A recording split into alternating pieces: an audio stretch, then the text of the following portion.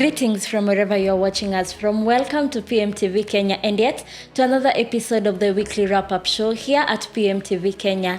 I'm Christabel Njeri. Here we break down all the stories that have been making headlines throughout this week. Na kama kawaida, I do not do this alone. Mimi Santo ndio mtazamaji runinga ya Pmtv Kenya. Ujambo na karibu tena katika kipindi chetu leo hii siku hii ya Jumamosi, basi tukiangazia matukio ya kisiasa ambayo yametendeka wiki nzima tu. Sijui wiki yako imekuwa namna gani? Yangu imekuwa salama. It's been quite an eventful week, but it's been a good one. So apparently our legislatures, that is our MPs, they were there from 9 a.m. to apparently around 9:20 p.m.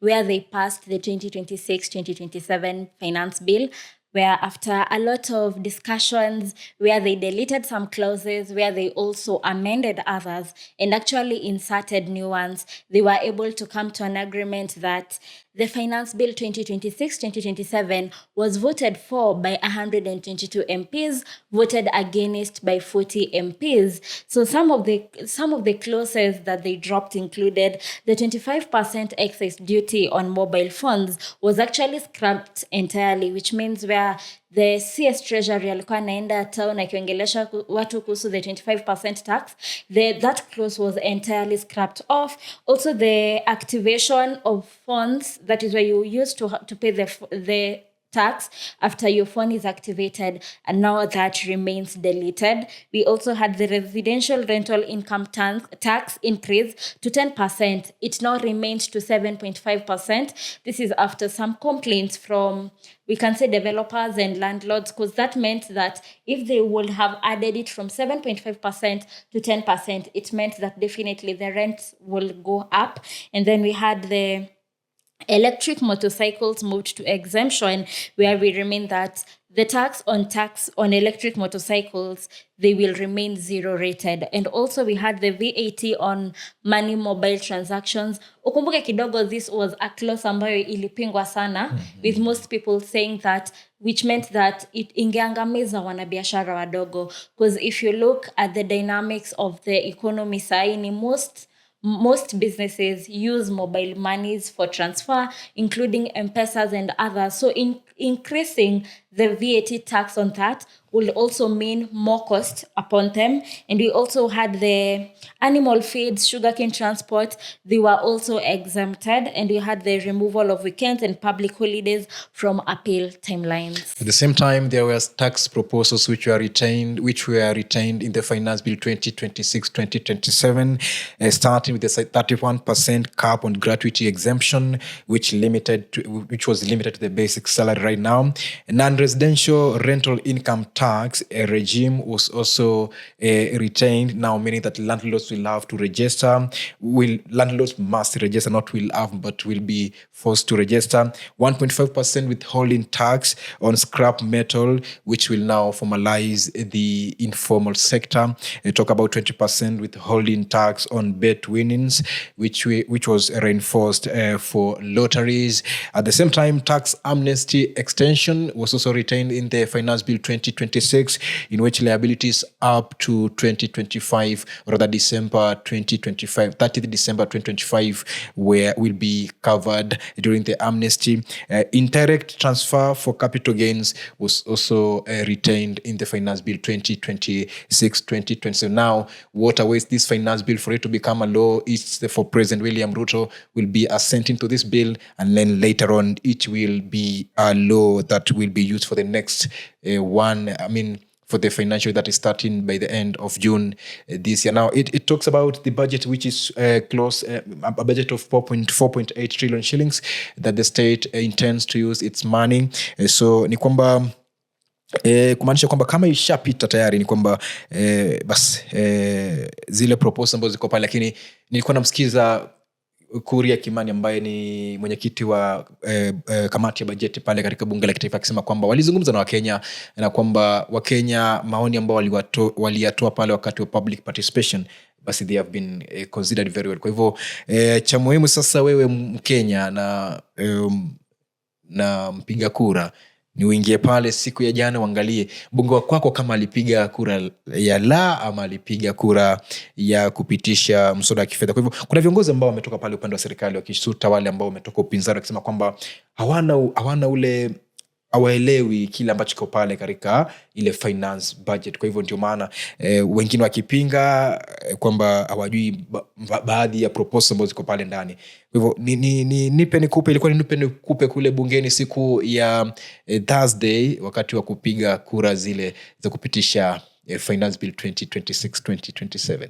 And it was actually a fantastic time seeing our MPs actually debating, wakisutana once in a while.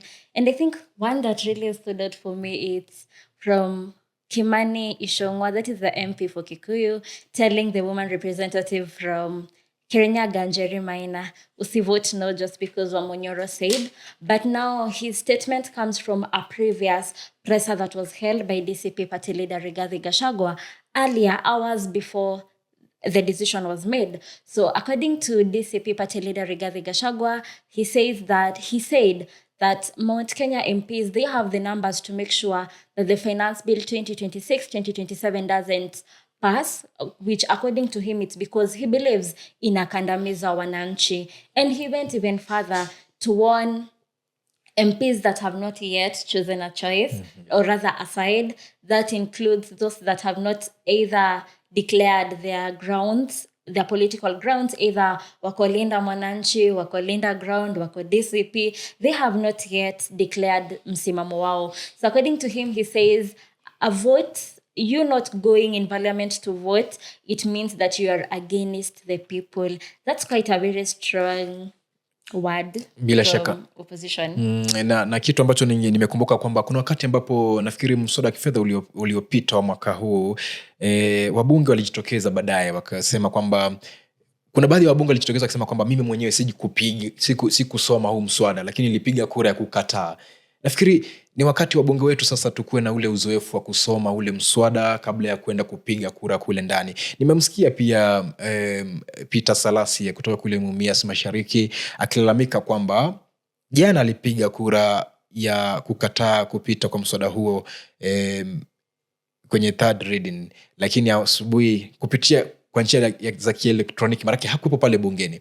Anasema kwamba asubuhi kuamka anapata kwamba jina lake orodha imetengenezwa, wale wabunge ambao walipigia kura la ama kura ya la na wale ambao walipigia kura ya kukubali upite, akapata kwamba jina yake imebadilishwa pale. Kwa hivyo nafikiri ni mambo ambayo yanaendelea pale baina ya wabunge wetu katika taifa la Kenya. Ni kusubiri sasa tuone Rais William Ruto basi akiweza kutia sahihi mswada huo, ndio hatimaye utakuwa unakuwa sasa ni sheria. So again, this week has been we can say it has been quite a rowdy week for Edwin Sifuna. Again, the Nairobi County Senator Edwin Sifuna. Earlier this week, he was first kicked out of the Senate Energy Committee, where he was replaced by Moses Kajwang. The committee, which is chaired by ODM party leader Oburu Oginga. Committee on Energy, Senator Abdul Mohamed Haji to replace Senator Beatrice Akinyi-Ogola. B, still under the same Committee on Energy, Senator Moses Kajwang to replace Senator Edwin Sifuna. But luckily for him, he still also remains in the CPSC Committee and Security, National Intelligence and Forensics Committee. Remember, Sifuna was ousted. This is a second blow because he was ousted as the ODM Secretary General in February in a National Executive Committee of the ODM party led by Oburu Oginga on February this year. Wakati ambapo alimtoa kama katibu mkuu wa chama kile cha ODM, ambapo baadaye akaelekea katika ile PPDT, Political Parties Dispute Tribunal, ambayo inashughulikia masuala na kutatua mizozo ambayo iko pale katika vyama vya kisiasa. Na siku ya jana pia aliweza kupata guzo muhimu kutoka katika ile tribunal, manake iliamua kwamba Edwin Sifuna is still the ODM Secretary General, kwa sababu ikasema kwamba chama cha ODM hakikufuata ile njia ambayo inafaa kuweza kumtimua Edwin Sifuna na kumweza kumreplace na Catherine Omanyo, ambaye sasa hivi kulingana na viongozi wa ODM na vinara wa ODM kwamba yeye ndio SG wa chama cha ODM. Kwa hivyo Sifuna, ukiangalia amekuwa katika tunaziita loggerheads na kiongozi Oburu Oginga, maanake hawajakuwa wakipatana, hawajakuwa wakionana macho kwa macho. Nafikiri inaonyeshana ufa ambao uko pale katikati kwenye chama kile cha ODM na kutosikizana pale ndani. Ni chama ambacho kimekumbwa na utata tangu alipoaga dunia hayati mwenda zake Raila Amolo Odinga mwaka jana. So Sifuna has risen to be, we can say, a decision maker in the political realm, kwa sababu most times you cannot mention the opposition and leave the Leader Mwananchi faction. And we've also seen him team up with some of the legends wa siasa in Kenya, among them being James Orengo. We've seen them constantly push akina Karoli Omondi, akina Godfrey Osotsi. So earlier this week, they had their Leader Mwananchi rally in Thika. I think their first rally in Mount Kenya region. And they were well received. As Gachagua says that they were received as kings. This is because they say what the people want, and actually they echo the voices of the common Mwananchi. That is why they were received as kings. And according to Rigathi Gachagua, if they went there saying otherwise, they will have probably been chased away. So in the Sunday Leader Mwananchi rally, we saw some of the changes with some leaders declaring that they're now part of the Leader Mwananchi rally, among them being Murang'a County Governor Irungu Kang'ata, who says, according to him, he does not consider Leader Mwananchi as probably an opposition. He says that he considers Leader Mwananchi as the choice of the people by the people, and he does not want according to him, he says he doesn't want any political seat at the national politics. He only looks forward to defend his seat at the county level. Napenda jinsi ambavyo viongozi wa kisiasa wakati tunakaribia uongozi ama tunakaribia kura, manake ni takriban mwaka mmoja umesalia na miezi kadhaa pale ndio tuingie kwenye uchaguzi wa mwaka ujao. Anaposema kwamba Linda Mwananchi si chama cha upinzani, kweli akijasajiliwa pale, lakini tunajua ajenda ambazo wanapush pale, maana wanapinga serikali sana. Kwa hivyo nafikiri ni uwerevu tu wa viongozi ambao wanaonyeshana pale, na tuko katika zile nyakati za hamahama kwa viongozi wa kisiasa kuelekea upande ambao wanahisi kwamba Wakenya wanapendelea sana. Kwa hivyo unapozungumzia Irungu Kang'ata kuingia pale katika Linda Mwananchi, pia kumbuka former LSK president Faith Odhiambo pia ameweza kujiunga na kikosi hicho cha Edwin Sifuna, ambapo alionekana pia pale katika ile rally ambayo ilikuwa kule Thika, kaunti ya Kiambu siku ya Jumapili. Kwa hivyo ni hamahama ambazo zinashuhudiwa pale kwenye Linda Mwananchi. Pia njerini kwamba kuna watu ambao wana maoni tofauti sana. Mbunge kutoka kule Sabahot Caleb Amisi, nilimsikiza akizungumza na akisema kwamba sisi kama wana Linda Mwananchi, maana sisi ndio tulikuja na ile jina na tukaweza kutengeneza ule muungano, tukaukuza mpaka sasa hivi watu wanaona kama sasa ndio upinzani kamili wa taifa la Kenya. Tunataka Edwin Sifuna achaguliwe kama mgombea wa kiti cha urais katika ile tunaita united opposition. Iwapo si Sifuna, basi sisi hatutokubali. Lakini ni kwamba Sifuna, Babu Owino alisema kwamba watashirikiana na Rigathi Gachagua kuweza kuhakikisha kwamba pia wanatoka tu na wanaweza kuchagua mgombea mmoja tu na mgombea mwenza wake ndio waweze ku run against President William Ruto, who is I think the top competitor in 2027 general elections.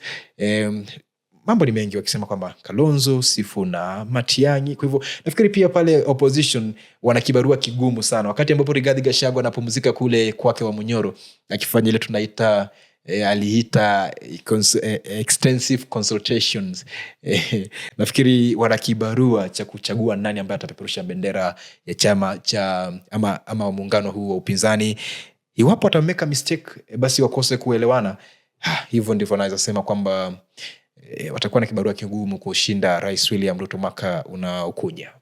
I think we just like a year plus a month away from the general election, and personally as the normal Mwananchi, I can't wait to see a combination of united opposition, which entails Rigathi Gachagua, Kalonzo Musyoka, and now the Leader Mwananchi team.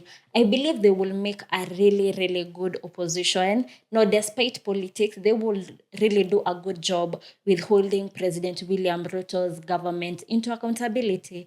Just because probably some of them, no, apart from politics, most of them are into law, they're diplomats, you can call them that. So I think they will really make a really good opposition. Letu Jicho, remember our viewers that 5 smartphones are being raffled here at Playmaster in this World Cup every week.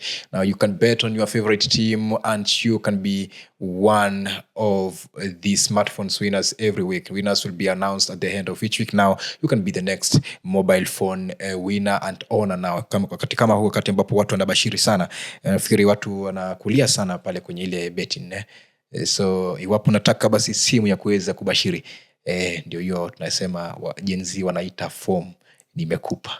So remember we are in the World Cup season. Remember kidogo kama in CR7 when was the goat Lionel Messi, you have a team. Kindly you can bet and actually support your team, and when you land anything, when your team wins, you remember you can also be a winner of the smartphones, which the winner is always announced at the end of every week. Siku ya Jumatatu ni siku ya Jumapili kunradhi ni siku ya Father's Day. Kuna mtu hapa anataka kushare happy Father's Day. Happy Father's Day, you're a father to be. Thank you so much. May God Asante. May God continue leading you into that path. And to our fathers, we see all that you do. We feel your effort. We see your love. And to the many times you're our pillars in our lives, happy Father's Day. Christabel Njeri, and this is Pmtv. Anton Dolo na hii ni runinga ya Pmtv Kenya.